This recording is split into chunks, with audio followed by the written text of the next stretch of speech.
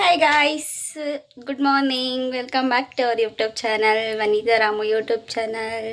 ಏನಪ್ಪ ಇವತ್ತಿನ ವಿಶೇಷ, ಇವತ್ತಿನ ವಿಡಿಯೋ ಅಂತಂದರೆ, ಇವತ್ತು ಮೆಹಂದಿ ಹಾಕೋದಕ್ಕೆ ಹೋಗ್ತಿದ್ದೀನಿ ಒಂದು ಬ್ರೈಡ್ಗೆ. ಸೊ ಮೆಚೂರ್ಡ್ ಫಂಕ್ಷನ್ ಇದೆ ಅಂತೆ.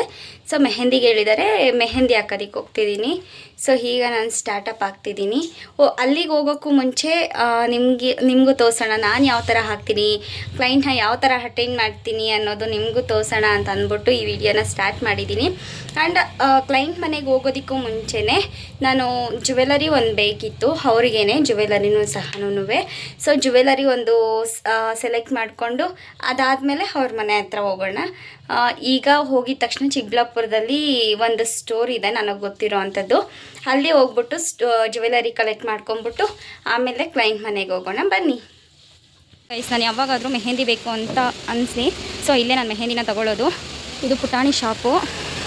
ಇಲ್ಲಿ ಇವರು ಮೆಹಂದಿ ಸಹನೂ ಹಾಕ್ತಾರೆ. ಇಲ್ಲಿ ಚಿಕ್ಕಬಳ್ಳಾಪುರ ಯಾರಿಗಾದ್ರೂ ಬೇಕು ಅಂತಂದರೆ ಚಿಕ್ಕಬಳ್ಳಾಪುರ ಬೆನಕ ಜೆರಾಕ್ಸ್ ಅಂಗಡಿ ಆಪೋಸಿಟ್ ಇರುತ್ತೆ, ಬಂದು ತಗೊಳ್ಳಿ.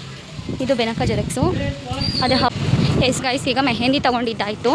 ಈಗ ಜುವೆಲರಿ ತೊಗೊಬೇಕು ಅಂತ ಅಂದ್ಬಿಟ್ಟು ಶಾಪ್ ಹತ್ರ ಹೋಗ್ತಾ ಇದ್ದೀನಿ. ಸೊ ಇಲ್ಲಿ ಚಿಕ್ಕಬಳ್ಳಾಪುರದಲ್ಲಿ ಯಾರಾದರೂ ನನ್ನ ವೀಡಿಯೋಸ್ ನೋಡ್ತಾ ಇದ್ದರೆ ಇಲ್ಲಿ MM ಸ್ಟೋರು, ಇಲ್ಲಿ ನೋಡಿ MM ಸ್ಟೋರ್ ಫ್ಯಾನ್ಸಿ ಐಟಮ್ ಅಂತ ಇದೆ. ನಾನು ಯಾವಾಗಲೂ ಇಲ್ಲೇ ತೊಗೊಳ್ಳೋದು. ಯಾರಿಗಾದ್ರೂ ಬೇಕು ಅಂದರೆ ಇಲ್ಲಿ ಬಂದು ಪರ್ಚೇಸ್ ಮಾಡಿ, ಕಡಿಮೆ ಪ್ರೈಸ್ಗೆ ಸಿಗುತ್ತೆ.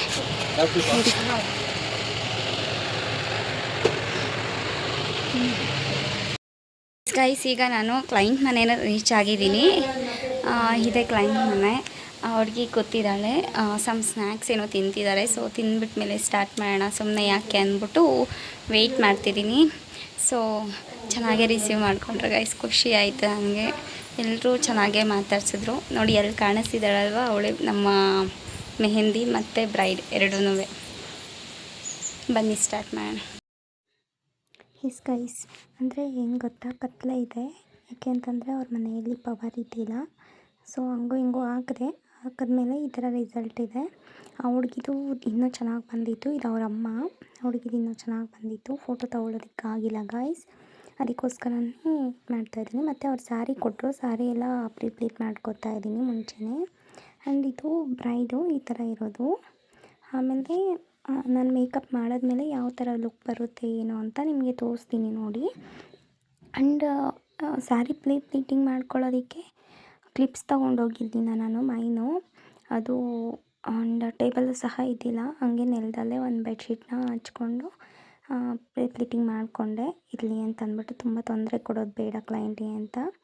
ಆಮೇಲೆ ಹುಡುಗಿನೂ ಸ್ವಲ್ಪ ಕೋಪ್ರೇಟ್ ಮಾಡಿದ್ಲು, ಆದರೆ ತುಂಬ ಸಣ್ಣ ಹುಡುಗಿ ಅಲ್ವಾ. ಸೊ ಅದಕ್ಕೋಸ್ಕರ ನನಗೂ ಸ್ವಲ್ಪ ಪ್ರಾಬ್ಲಮ್ ಅನ್ನಿಸ್ತು. ಏನು ಮಾಡೋಕ್ಕಾಗಲ್ಲ, ಸಣ್ಣ ಹುಡುಗಿ ಆಗಿರೋದ್ರಿಂದ ಆ ಥರ ಪ್ರಾಬ್ಲಮ್ಸ್ ಎಲ್ಲ ಫೇಸ್ ಮಾಡಲೇಬೇಕು ಅಲ್ವ ನಾವು. ಸೊ ಪರವಾಗಿಲ್ಲ, ಇಷ್ಟು ಮಾತ್ರ ಕೋಪ್ರೇಟ್ ಮಾಡಿದ್ರಲ್ವ. ಅಂದರೆ ಅವ್ರ ಮನೆಯವರು ಹೇಳ್ತಿದ್ರು, ತುಂಬ ತೀಟ್ಲೆ ಹುಡುಗಿ, ಇವತ್ತೇ ಇಷ್ಟು ಪೇಷನ್ಸಿಂದ ಕೂತಿರೋದು ಹುಡುಗಿ ಫಂಕ್ಷನ್ ಅಂತ ಅಂದ್ಬಿಟ್ಟು ಅಂತ ಎಲ್ಲ ಹೇಳ್ತಿದ್ರು. ಸೊ ಸ್ಟೈಲು ಸ್ಯಾರಿ ಡ್ರಿಪ್ಪಿಂಗ್ ಎಲ್ಲ ಮಾಡಿಬಿಟ್ಟು ಫೈನಲಾಗಿ ಯಾವ ಲುಕ್ ಬರುತ್ತೆ ಏನು ಅಂತ ತೋರಿಸಿ ನೋಡಿ. ಲೈನರ್ ಹಾಕಬೇಕಾದ್ರೆ ಮಾತ್ರ ನನಗೆ ಎಷ್ಟು ಬೇಜಾರಾಯಿತು ಗೊತ್ತಾ ಗೈಸ್. ಕಣ್ಣು ಮಿಟುಕಿಸ್ತಾನೆ ಇದ್ಲು ಹುಡುಗಿ ಪಾಪ. ಅಂದರೆ ಯಾವತ್ತೂ ಮೇಕಪ್ ಮಾಡಿಸ್ಕೊಂಡಿಲ್ಲ, ಇದೇ ಫಸ್ಟ್ ಮೇಕಪ್ಪು ಅಂತ ಹೇಳಿದ್ರು. ಅದಕ್ಕೋಸ್ಕರ ಏನು ಮಾಡೋಕ್ಕಾಗಲ್ಲ, ನಾವೇ ಅರ್ಥ ಮಾಡಿಕೊಂಡು ಮಾಡಿಕೊಡ್ಬೇಕಷ್ಟೆ. ಬಟ್ ಪರವಾಗಿಲ್ಲ, ಕೋಪ್ರೇಟ್ ಏನೋ ಮಾಡಿದ್ಲು, ಆದರೆ ಇರುತ್ತೆ ಅಲ್ವಾ ಕೆಲವೊಬ್ಬರಿಗೆ ಅಂದರೆ ನರ್ವಸ್ ಫೀಲ್ ಆಗ್ತಾ ಇರುತ್ತೆ ಅಲ್ವಾ. ಸೊ ಆ ಥರ ಆಗುತ್ತೆ ಗೈಸ್, ಏನು ಮಾಡೋಕ್ಕಾಗಲ್ಲ. ಬಟ್ ಆದರೂ ನಾನು ಚೆನ್ನಾಗೇ ಮಾಡಿಕೊಟ್ಟಿದ್ದೀನಿ ಮೇಕಪ್ಪು ಅಂತ ತುಂಬ ಹೊಗಳಿದ್ರು ಅವ್ರ ಮನೆಯಲ್ಲಿ, ಚೆನ್ನಾಗಿ ಟ್ರೀಟ್ ಮಾಡಿದ್ರು ಗೈಸ್. ಆಮೇಲೆ ಇನ್ನೂ ಹೇಳಬೇಕು ಅಂತಂದರೆ, ನಿಮಗೆ ಇನ್ನು ಯಾವ ಥರ ಮೇಕಪ್ಸ್ ಬೇಕು, ಯಾವ ಥರ ಇರುತ್ತೆ ಏನು ಅಂತ ಬೇಕು ಅಂದರೆ ಕಾಮೆಂಟ್ ಬಾಕ್ಸಲ್ಲಿ ನನಗೆ ತಿಳಿಸ್ಕೊಡಿ. ನಾನು ಅದೇ ಥರ ಮೇಕಪ್ ಮಾಡೋದಕ್ಕೆ ಟ್ರೈ ಮಾಡ್ತೀನಿ. ಆ್ಯಂಡ್ ಇದು ಬಂದ್ಬಿಟ್ಟು ಸಿಂಪಲ್ಲಾಗಿ ಕೇಳಿದ್ದವರು, ಅಂದರೆ ಅವರು ನಾನ್ ಬ್ರೈಡಾಗಿ ಕೇಳಿದ್ದು. ಬಟ್ ಆದರೂ ನಾನು ಫಸ್ಟ್ ಮೇಕಪ್ ಅಲ್ವಾ ಅಂತ ಚೆನ್ನಾಗಿ ಮಾಡಿಕೊಟ್ಟೆ. ಸೊ ಬಜೆಟ್ ಫ್ರೆಂಡ್ಲಿಯಾಗೇ ಕೇಳಿದ್ರು ಅವರು, ಅಂದರೆ ನನ್ನ ಫ್ರೆಂಡ್ ಗೊತ್ತಿರೋರು. ಸೊ ಅವರ ಸಿಸ್ಟರ್ ಅವರ ಮಗಳಾಗಿರೋದ್ರಿಂದ ಸೊ ಬಜೆಟ್ ಫ್ರೆಂಡ್ಲಿ ಅಂತ ಹೇಳ್ತಾ ಇದ್ದಿದ್ದಕ್ಕೆ ಏನು ಮಾಡೋಕ್ಕಾಗಲ್ಲ ಅಂತ ಅಂದ್ಬಿಟ್ಟು ನಾನು ಮಾಡಿಕೊಟ್ಟೆ. ಪ್ಲೀಸ್ ಯಾರೂ ಕಡಿಮೆ ಪ್ರೈಸಿಗೆ ಮಾಡಿಕೊಡಿ ಮೇಕಪ್ಪು. 500ಗೆ 1000ಗೆ 1500 ಈ ಥರ ಕೇಳಬೇಡಿ ಗೈಸ್. ಯಾಕೆ ಅಂತಂದರೆ ನಾವು ಪ್ರಾಡಕ್ಟ್ಸ್ ತೊಗೊಳ್ಳೋದಕ್ಕೆ ಬಂಡವಾಳ ಹಾಕಿರ್ತೀವಿ ಅಲ್ವಾ.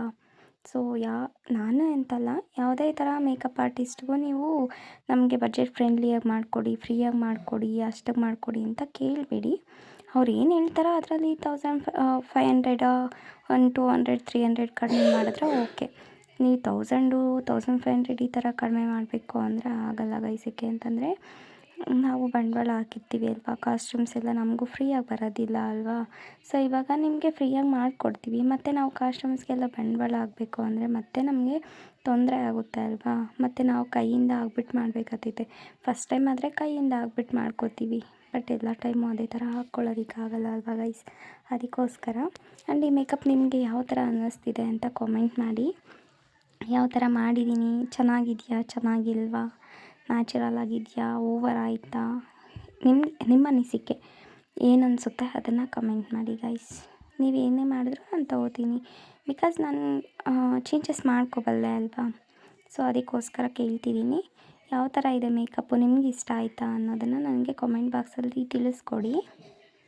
ಅದನ್ನು ಮಿಸ್ ಮಾಡಬೇಡಿ. ನಿಮಗೆ ಇನ್ನು ಯಾವ ಥರ ವೀಡಿಯೋಸ್ ಬೇಕು ಏನು ಅಂತೆಲ್ಲ ನನಗೆ ಕಾಮೆಂಟ್ ಬಾಕ್ಸಲ್ಲಿ ತಿಳಿಸ್ಕೊಟ್ರೆ, ನಾನು ಮೇಕಪ್ ವೀಡಿಯೋಸೇ ಬೇಕಾ, ಇಲ್ಲ ಚಾಲೆಂಜಸ್ ವೀಡಿಯೋಸ್ ಬೇಕಾ, ಇಲ್ಲ ಸಮಥಿಂಗ್ ನಿಮ್ಗೆ ಯಾವ ಥರ ವೀಡಿಯೋಸ್ ನೆಸೆಸಿಟಿ ಇರುತ್ತೆ ಅಂತ ನಮಗೆ ಕಾಮೆಂಟ್ ಬಾಕ್ಸಲ್ಲಿ ತಿಳಿಸ್ಕೊಟ್ರೆ ನಾನು ಆ ಥರ ವೀಡಿಯೋಸ್ ಮಾಡೋದಕ್ಕೆ ಆಲ್ಮೋಸ್ಟ್ ಟ್ರೈ ಮಾಡ್ತೀನಿ ಗೈಸ್. ಏಕೆ ಅಂತಂದರೆ ನಾನು ಇವಾಗ ಯೂಟ್ಯೂಬ್ ಚಾನಲ್ ಓಪನ್ ಮಾಡಿರೋದ್ರಿಂದ ನನಗೆ ಅಷ್ಟು ಯೂಟ್ಯೂಬ್ ಬಗ್ಗೆ ಗೊತ್ತಿಲ್ಲ. ನೀವು ಸಪೋರ್ಟ್ ಮಾಡಿದ್ರೇ ಅಲ್ವಾ ಗೈಸ್ ನಾನು ಬೆಳೆಯೋದಕ್ಕೆ ಸಾಧ್ಯ ಆಗೋದು. ಅದಕ್ಕೋಸ್ಕರ ಹೇಳ್ತಿದ್ದೀನಿ, ಪ್ಲೀಸ್ ಯಾರೂ ಬೇಜಾರು ಮಾಡ್ಕೋಬೇಡಿ, ನನಗೆ ಸಪೋರ್ಟ್ ಮಾಡಿ ಅಂತ ಕೇಳ್ಕೊತಿದ್ದೀನಿ ನಾನು.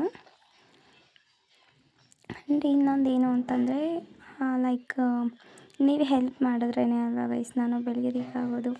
ಏನೋ ಒಂದು ಮಾಡಬೇಕು ಅಂತ ಬಂದಿದ್ದೀನಿ. ಸೊ ನನ್ನ ಗುರಿನ ಸಾಧನೆ ಮಾಡಬೇಕು ಅಂತ, ಅದಕ್ಕೋಸ್ಕರ ಸ್ವಲ್ಪ ಸಪೋರ್ಟ್ ಮಾಡಿ ಗೈಸ್.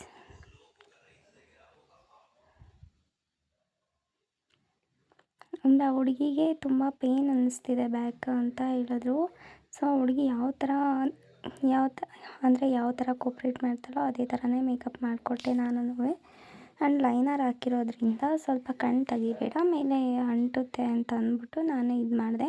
ಯಾಕೆಂತಂದರೆ ಆ ಹುಡುಗಿ ಫಸ್ಟಿಂದನೂ ಅಷ್ಟೇ ಸ್ವಲ್ಪ ಇದು ಜಾಸ್ತಿ, ಅಂದರೆ ಒಂಥರ ಲೈಕ್ ಮಕ್ಕಳು ಇರ್ತಾರೆ ಅಲ್ವಾ, ತೀಟೆ ಥರ ಆ ಥರ. ಸೊ ಅದಕ್ಕೋಸ್ಕರ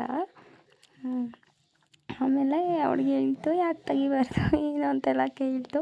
ಅದಕ್ಕೆ ನಾನು ಹೇಳಿದೆ ಗೈಸ್ ಬೇಡ ಅದು ಅಂಟುತ್ತೆ ಅಂತ ಹೇಳಿದೆ. ಆಮೇಲೆ ಸ್ಟಿಕ್ಕರ್ ಎಲ್ಲ ಯಾವ ಥರ ಇಡಬೇಕು ಏನು ಅಂತ ಕೇಳ್ತಿದ್ದೆ. ಸೊ ಅವಳಿಗೆ ಹೇಳ್ತಿದ್ರು ನನಗೆ ಈ ಥರ ಇಡಿ ಅಂತ. ಅವರು ಕೇಳಿದ್ರು ಸ್ಟೋನಿಂದ ಇಡಿ ಅಂತ ಅಂದ್ಬಿಟ್ಟು. ಬಟ್ ಆದರೆ ಏನು ಗೊತ್ತಾ, ನೀವೇನಾದರೂ ಫಂಕ್ಷನ್ಸ್ ಮಾಡ್ಕೊಂಡಿದ್ದೀರಾ ಅಂತಂದರೆ ಯಾವುದೇ ಥರ ಮೇಕಪ್ಗಾದ್ರೂ ನೀವು ಸ್ಟೋನಿಂದ ಇಡಬೇಡಿ ಗೈಸ್. ಏಕೆ ಅಂತಂದರೆ ಸ್ಟೋನಿಂದ ಇಟ್ಟರೆ ಏನಾಗುತ್ತೆ ಅಂತಂದರೆ ಗೊತ್ತಾ, ಅದು ಲೈಕ್ ಬೆಳಕು ಬೀಳುತ್ತೆ ಅಲ್ವಾ, ಬೆಳಕು ಬಿದ್ದಾಗಲೆಲ್ಲ ನಿಮಗೆ ಅದು ಬ್ಲಿಂಕ್ ಆಗುತ್ತೆ ಗೈಸ್. ಅಂದರೆ ಬೆಳಕು ಬಿದ್ದರೆ ಅದು ಶೈನ್ ಥರ ಆಗುತ್ತೆ ಅಲ್ವಾ, ಆವಾಗ ಫೋಟೋಸ್ಗೆಲ್ಲ ಚೆನ್ನಾಗಿ ಬರೋದಿಲ್ಲ. ಪ್ಲೈನ್ ಇಟ್ಟಿಸ್ಕೊಳ್ಳಿ ಚೆನ್ನಾಗಿ ಬರುತ್ತೆ. ತುಂಬ ಪ್ಲೈನ್ ಇಟ್ಟಿಸ್ಕೊಂಡ್ರೆ ಏನಾಗುತ್ತೆ ಗೊತ್ತಾ, ಅದು ಚೆನ್ನಾಗಿ ಬರುತ್ತೆ. ಯಾಕೆ ಅಂತಂದರೆ ಕಾಟನ್ ಥರ ಇರುತ್ತೆ ಅಲ್ವಾ, ನೋಡೋದಕ್ಕೆ ತುಂಬ ಚೆನ್ನಾಗಿ ಕಾಣುತ್ತೆ ಗೈಸ್. ಅದಕ್ಕೋಸ್ಕರ ಹೇಳ್ತಿದ್ದೀನಿ. ಸೊ ಪ್ಲೈನ್ ಇಟ್ಟಿಸ್ಕೊಳ್ಳಿ ಚೆನ್ನಾಗಿರುತ್ತೆ. ಆ್ಯಂಡ್ ಆ ಹುಡುಗಿ ತುಂಬ ಇದು ಮಾಡ್ತಿದ್ಲು, ಅದಕ್ಕೋಸ್ಕರ ಸ್ವಲ್ಪ ಹೊತ್ತು ಬಿಟ್ಟೆ ನಾನು. ಆಮೇಲೆ ವಿಡಿಯೋ ಆಫ್ ಮಾಡೋದು ಮರೆತುಬಿಟ್ಟೆ. ಸೊ ಅದಕ್ಕೋಸ್ಕರ ಯೂಸ್ ಆಯಿತು ಬಿಡಿ ನನಗೂ. ಏಕೆ ಅಂತಂದರೆ ನಿಮಗೆ ಇನ್ಫಾರ್ಮೇಷನ್ ಕೊಟ್ಟೆ ಅಲ್ವಾ. ಸೊ ಅದಕ್ಕೋಸ್ಕರ. ಆ್ಯಂಡ್ ಕಾಜಲ್ ಹಾಕ್ತಿದ್ದೀನಿ. ಕಾಜಲ್ ಹಾಕ್ಬೇಕಾದ್ರೆ ಮಾತ್ರ ನನಗೆ ಎಷ್ಟು ಇದಾಯಿತು ಗೊತ್ತಾ, ಹುಡುಗಿ ಕಾಜಲ್ಲೇ ಹಾಕಿಸ್ಕೊಂಡಿಲ್ಲ. ತುಂಬ ಇದನ್ನಿಸ್ತು ನನಗೆ. ಬಟ್ ಆದರೂ ಓಕೆ, ಅಂದರೆ ಕೋಪ್ರೇಟ್ ಮಾಡ್ತಾಳೆ. ಆದರೆ ಯಾವತ್ತೂ ಈ ಥರ ಮೇಕಪ್ ಮಾಡ್ಕೊಂಡಿಲ್ಲ ಅಲ್ವಾ, ಅದಕ್ಕೆ ಸ್ವಲ್ಪ ಇದಾಗಿರುತ್ತೆ, ಹಿಂಸೆ ಆಗಿರುತ್ತೆ. ಆ್ಯಂಡ್ ಇದು ಅವ್ರ ಅಮ್ಮನ ಕೈ, ಅವ್ರ ಅಮ್ಮನಿಗೆ ಫ್ರೀಯಾಗಿ ಹಾಕಿದ್ದು ಮೆಹಂದಿ.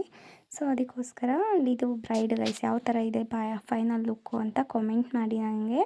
ಆ ಹುಡುಗಿ ಬ್ರೈಡ್ ಇದು ಯಾವ ಥರ ಇದೆ ಅಂತ ಕಮೆಂಟ್ ಮಾಡಿ. ಆ್ಯಂಡ್ ಹಾಗೆ ಎಲ್ಲ ಮುಗಿಸ್ಕೊಂಡು ಅವ್ರ ಫ್ಯಾಮಿಲಿ ಮೆಂಬರ್ಸ್ ಜೊತೆ ಒಂದು ಫೋಟೋ ತೆಗೆಸ್ಕೊಂಡು ನಾನು ಜಂಪ್ ಆದೆ.